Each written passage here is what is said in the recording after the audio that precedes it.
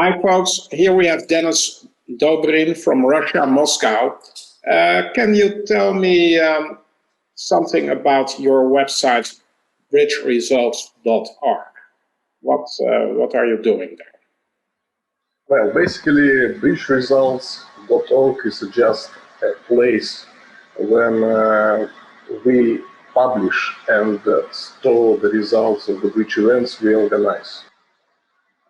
Originally, we have only Bridge Moscow website, but at some point, we start organizing some international bridge events, and we decided to choose a more neutral name for the bridge server. And Bridge Results perfectly fits for the results link. It looks good, and for any results from US to Europe or to China. So that's basically the purpose of Bridge Results. Well, congratulations, because we as bridge journalists love your website. Finally, we have a lot of information, useful information, and we can easily be connected to other BBO files. So there's everything we need, and I'm sure this feeling applies also to the players. So thank you for that. And you have a colleague also there called Anton, if I'm not mistaken. Yes. Who is he? Anton Osipov is my friend, and just brilliant guy, and all of the things we do in the bridge area, basically, we normally do together. Okay. I'm more responsible for the directing part of the organizing of the events, and Anton normally is more technical guy, but he is also a very good director. Anyway, but you're much involved now with the alt events, the alt invitational. Can you explain what is the relationship between Bridge Results and the alt? Basically, alt is one of the best bridge projects we have the privilege to participate. And now we joined alt as the partners, and we are responsible for running and directing the alt events and publishing the information bit by bit, card by card, and maintaining the website of the alt events. So basically, this is the area of our responsibility.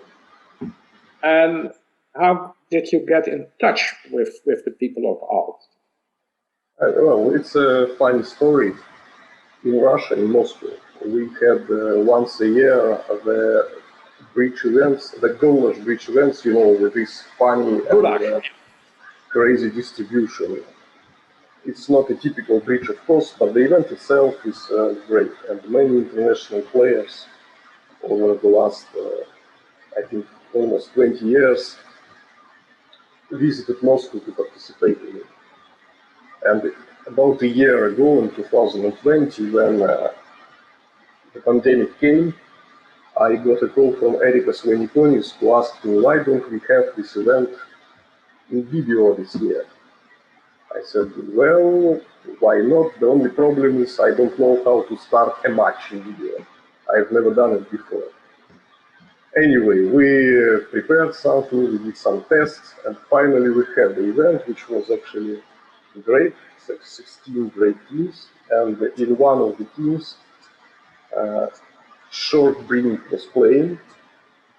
And he enjoyed the event, and when the event was over, he sent me a message and asked if I want to run the next 2 or 3 alt events.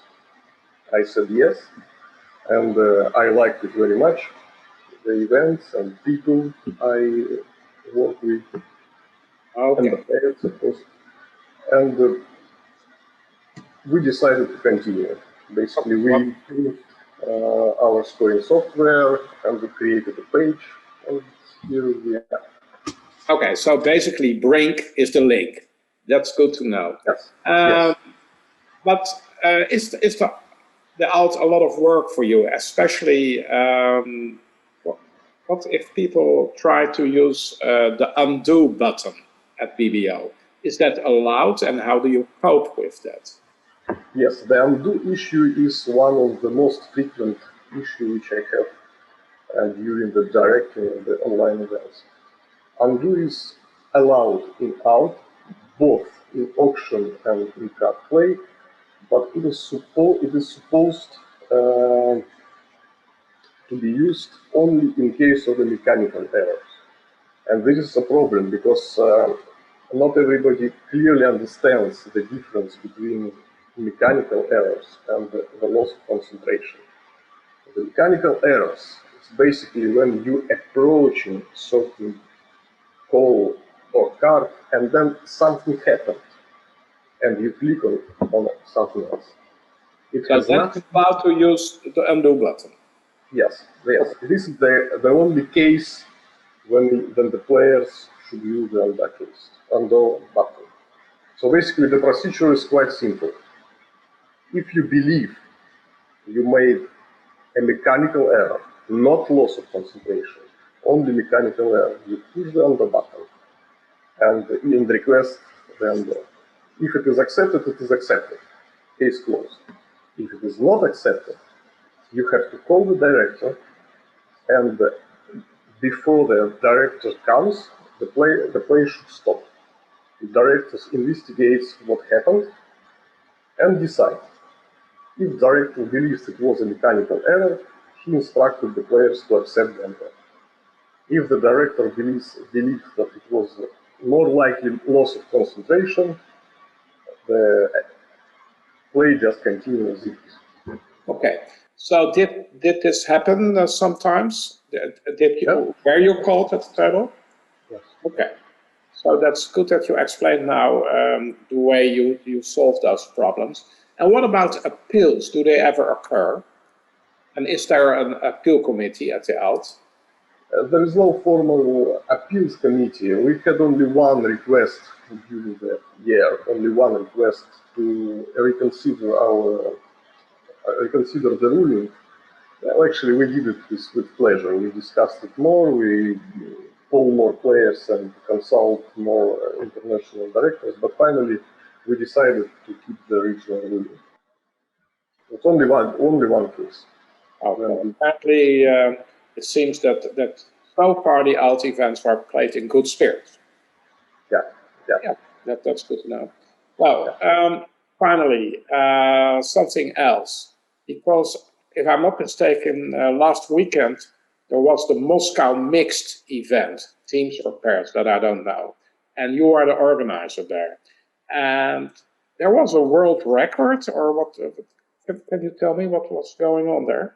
Actually, it was a Russian teams and pairs mixed championships.